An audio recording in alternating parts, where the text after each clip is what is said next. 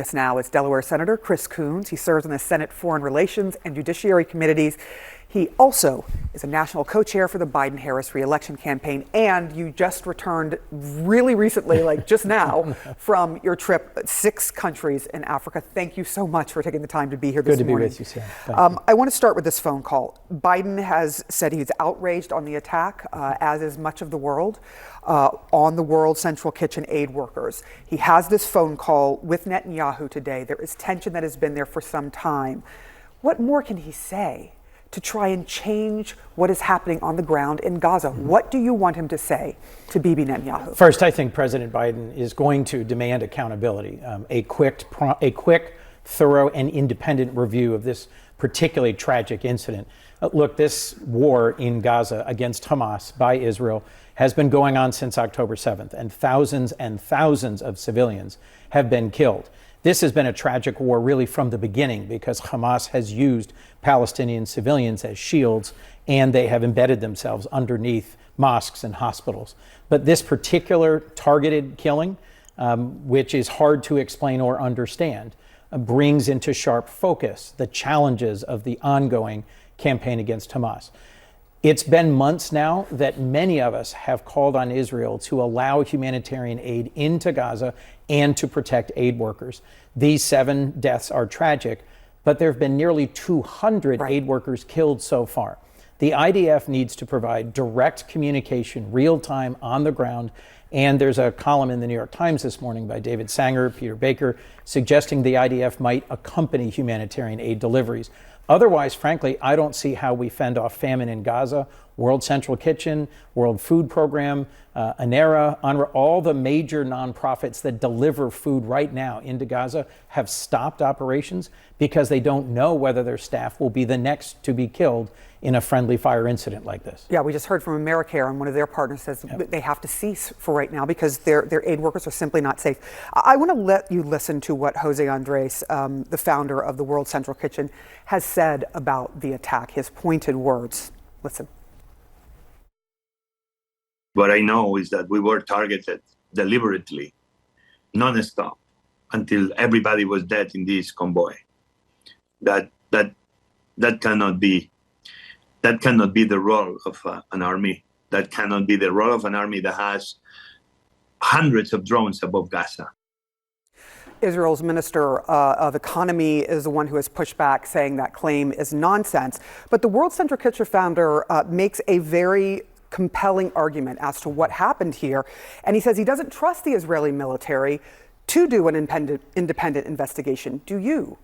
I think we need to hear both from the IDF and have an independent investigation by an organization outside the IDF to review the materials, the details, the video of exactly what happened.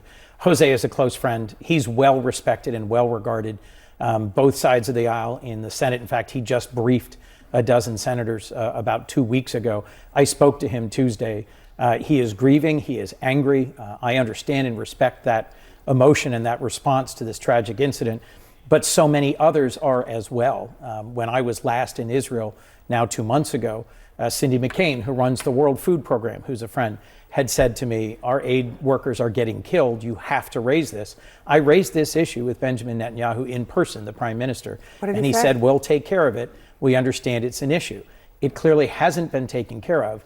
And look, President Biden has conveyed again and again, before any further large-scale military operations, there has to be humanitarian aid. There has to be a relocation of civilians. I suspect this call today will be a very important next step in the U.S.-Israel relationship. You've had words with Benjamin Netanyahu. The president has had words with Benjamin Netanyahu.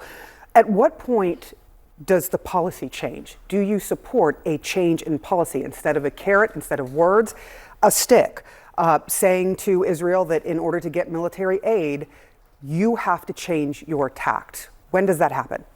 I think we're at that point. I think we're at the point where President Biden has said, and I have said, and others have said, if Benjamin Netanyahu, prime minister, were to order the IDF into Rafah at scale, they were to drop 1,000-pound bombs and send in a battalion to go after Hamas and make no provision for civilians or for humanitarian aid, that I would vote to condition aid to Israel. I've never said that before. I've never been here before.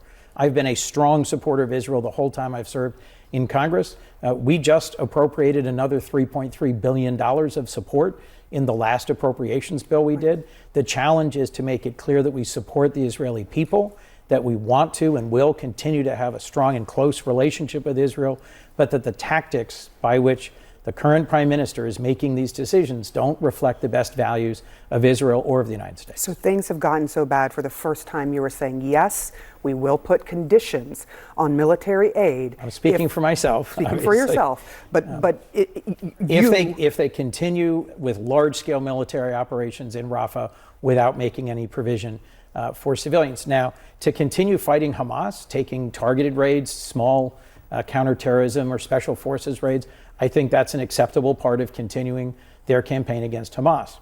But the IDF can bring humanitarian relief in through the north of Gaza. They just demonstrated this 2-3 weeks ago by escorting in convoys of trucks through a new opening in the very northern security perimeter of Gaza.